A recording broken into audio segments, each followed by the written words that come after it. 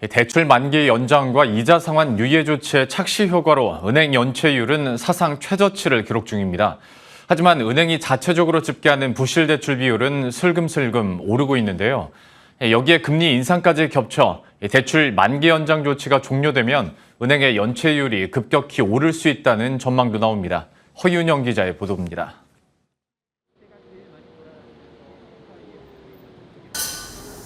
몰려있지만 은행의 연체율은 여전히 사상 최저치를 오가고 있습니다.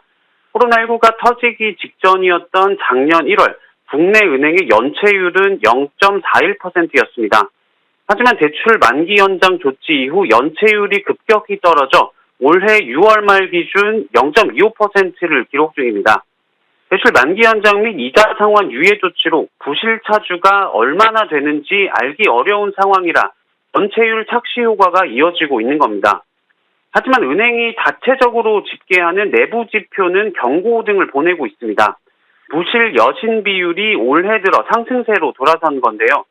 실제 국내 은행의 신용 위험이 유의적으로 증가한 대출과 신용이 손상된 대출 비중은 올해 1분기 기준 9.7%로 작년 말에 비해 0.3%포인트 오른 것으로 나타났습니다.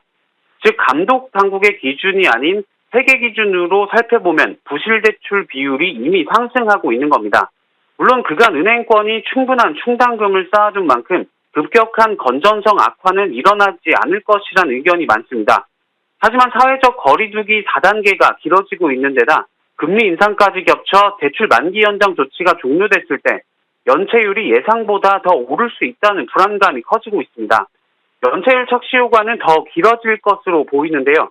중소기업의 79%가 대출 만기 연장 조치 추가 연장이 필요하다고 답해 이 조치가 한 차례 더 연장될 가능성이 높은 상태입니다.